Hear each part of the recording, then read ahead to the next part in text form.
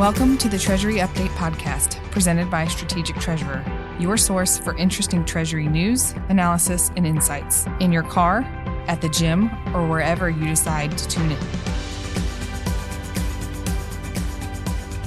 Welcome to this edition of the Treasury Update podcast. I'm your host, Paul Galloway. I'm joined here by Craig Jeffery, founding partner of Strategic Treasurer. And today we're going to talk about the hidden costs of yesterday's decisions around Treasury technology debt. Now, this is a subject that, for me, I've not thought of it in this particular acronym or definition.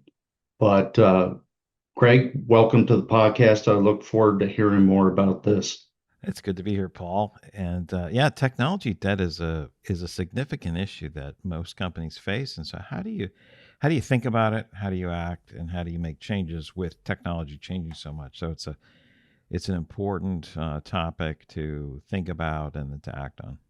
Yeah, no doubt. So when we think about today's environment, a lot of organizations are seeing technology push into many of the things they do, not only in personal lives, but in their job.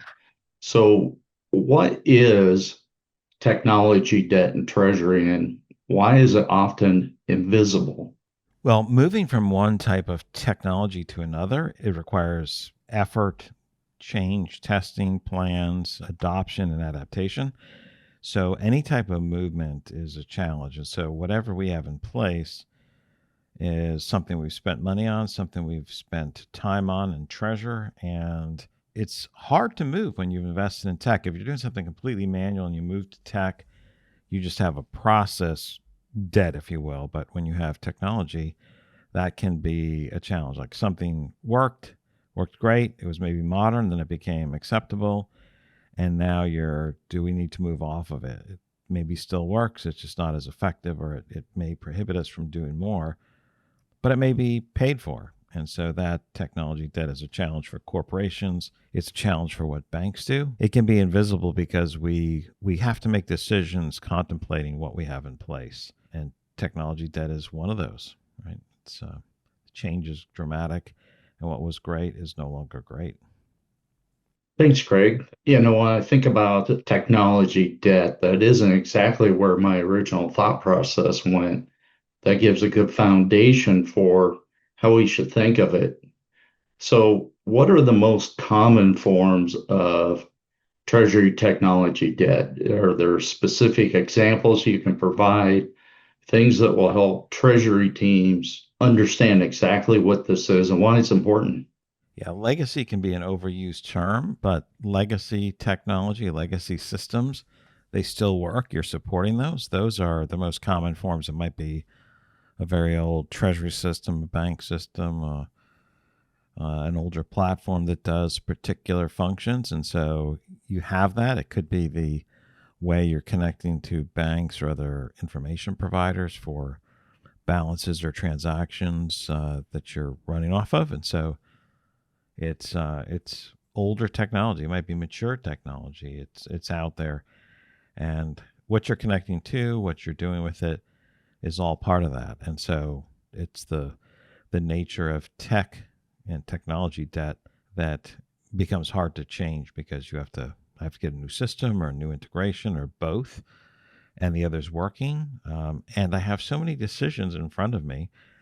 Why am I going to revisit something that we solved 10 years ago or 15 years ago? Well, it becomes a necessary change to keep current, or becomes a necessary change to comply with some regulation or some new business requirement.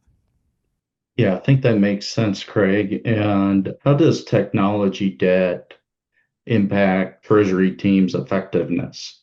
Is there a positive impact, no impact, perhaps negative impact in some cases? How do you view that in terms of what it does to help support the Treasury team to be efficient and effective in terms of what they do?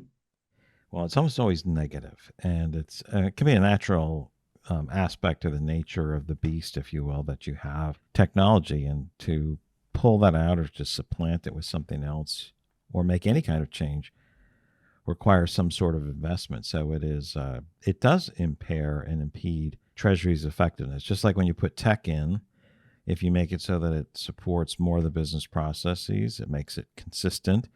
It makes it so you can see everything you're looking at or you need to look at to make decisions more rapidly. The technology investment becomes valuable. At the same time, as technology gets older, there's a factor that can impact you. You're using older tech, and therefore it's not keeping current with what's possible today. It might have been the best before, and now it's behind the scenes. So all of your future connections, activities, ability to expand can be impaired because you're working with something that's more limited.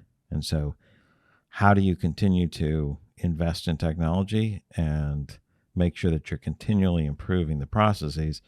That requires looking at your technology from how you handle data, your connections, the systems, your reporting and analytics, and where's the value you find in that. And so this is crucial that Treasury keep looking at that. And there's been so many changes in tech that shifting to newer tech has a much bigger impact. The need to refresh your technology has grown. It's picked up because the level or the impact is significant by moving to newer technology that's built with more flexibility, more analytics. Maybe it embeds natural language search, the use of AI, better agents. Those types of things matter significantly. So how can Treasury identify and prioritize technology debt? Are there certain things they should focus on, certain things that matter more than other items? Or is it just simply, oh, we got some outdated technology, we should be doing some things, differently, get something new? The last point, we have old technology, we should get something new. That's typically what causes the change. People recognize that they lived with it a long time and then they say that. But I think the better course of action is every year, at least every year, but certainly every 2 years, look at your technology stack. What do you do for data, for connectivity, for systems and reporting analytics? What do you have? What do you need to do? And is your current system structure, the tech that you have, is that supporting it? Is it tolerable, or is it creating a drag? I think those are the key elements. Just like, what kind of phone do you have in your pocket? Do you have a Razor phone that doesn't support so much of what we do today? No, you probably have one of two types of models. You're probably on one or two versions from the current version, and you have more capabilities. You can connect to the different app stores. You can perform certain functions. You have something that's current, and you regularly go through the process of updating that technology individually and personally. And that's a little simpler to see because you're like, I don't want to get something that's really old because it won't support me security wise. It won't allow me to do this or that type of function, or it puts me behind. So too, on the business side, we need to make sure our overall tech stack is contemplating what's available today. What do I need to do tomorrow? And so that you're advancing it, and understanding the difference in tech and what that means at the different levels is really important to understand at least some of the differences, because some of the terms, we use the same terms. You may say software as a service. Well, that's one definition, right, of how things fit together. But what about the platform, how you understand how the tech is used, and what does that do for if you're having someone else develop it, someone else's software? What's their development cycle going to be? Is it on the latest tech where it's 5 to 8 times faster to develop than the previous version? That matters because now your investment with a vendor is going to grow in value more rapidly as opposed to diminishing in value. So those are a few of the factors that we need to look at. You have to assume that most elements are going to become obsolete over time. Where are you farthest behind? What's the most impactful for what you're trying to do? And prioritize those and sequence those. Yeah, so in essence, when organizations are thinking about or doing inventory of Treasury technology, there's a component of risk that they need to be actualizing or realizing and prioritizing in terms of what actions or no actions that they take. I think that was a good example with our phones. I mean, everybody's got a phone. We typically keep them up to date because technology is one, it's rapidly changing, but the security protocols are changing rapidly as well. So you want the most recent versions. You want to update on a regular basis. I like how you summarize that, right? The need to keep up with, let's say, payment security is one, but also payment format standards, right? And information reporting standards, right? It's like, oh, the ISO 20022 conversion or shift, this transformation is happening. What does that mean? I have systems that maybe can't create something in a pane format. They can't create it in an ISO format. Well, we'll have a workaround. We'll build something else. Everything's moving in that direction. You can't wait forever for that. You may not be able to make all your changes in 2026, but you can't wait for that because those changes for new formats, enriched address information, different description codes for payments, for example, are changing across almost every single payment rail in every single country and certainly on the cross-border side.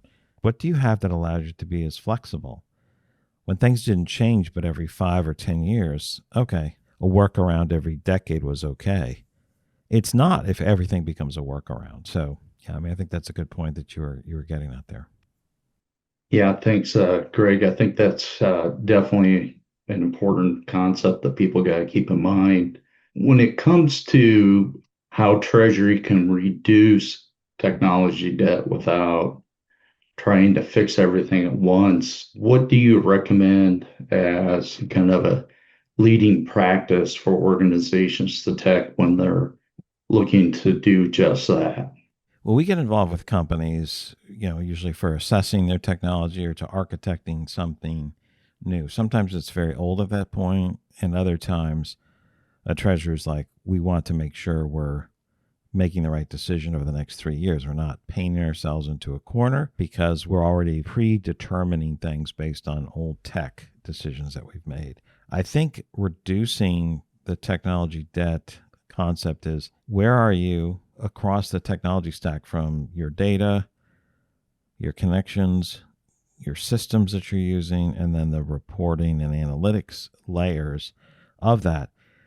Those are how you address the business requirements. And to the extent that I have a requirement to see something, to protect payments, to be nimble, to support the balance sheet, whatever those things are, those are the key drivers for what you need to do with the tech stack. And if you're a treasury guru, but not a technology mastermind, you still need to understand that each of these components is changing. And you have to be familiar with it to an extent so that you can say the default is, I'm not going to be 2 versions behind. And where am I with my treasury system, my aggregator, my supply chain finance tools, my, whatever the systems are, where are they? How old is it? Are each of these components playing well together? Are they increasing in value significantly year over year? Are they staying static or are they declining? Those are some elements that help you make those decisions. Where are we going? What do we need to do to support that? And what's happening on an individual basis with these technology pieces? The systems are more open. They're more modular. They're more micro. And because they're more micro, it's easier to connect. I think the other hard part, Paul, is that how can we reduce the tech debt? There's almost this mindset of everything's going to be API, AI, and completely interoperable instantaneously. That instantaneous everything working is not realistic in the corporate space. It's easier to do that on your own personal devices, right? Because it's much more self-contained. They're much less complex. And so it's like, oh, I upgraded my phone. I have these new apps. They allow me to do all this functionality instantaneously.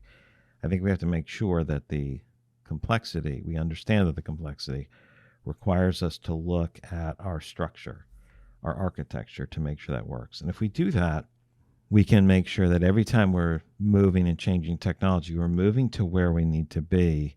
We're not doing something that we have to rip out a year from now or 2 years from now. We want it to be everything we do helps us move forward for at least the foreseeable future, at least a 5-year runway. And certain pieces are like, we're prohibited from really moving forward because we're tied into this legacy method of connecting.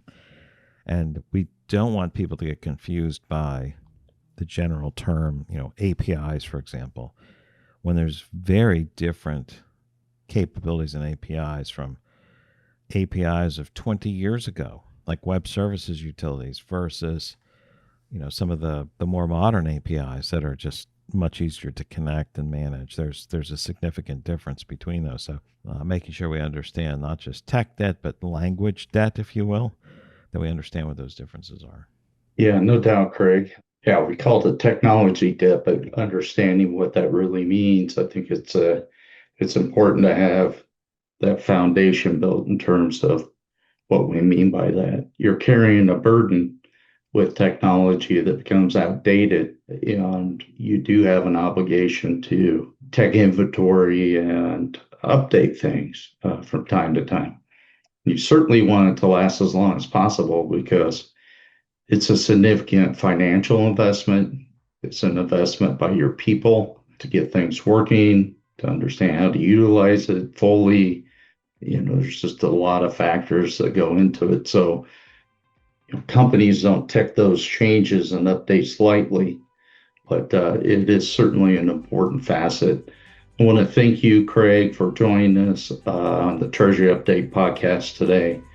Really enjoyed the conversation, hearing what you had to say about technology debt. Thank you, Paul.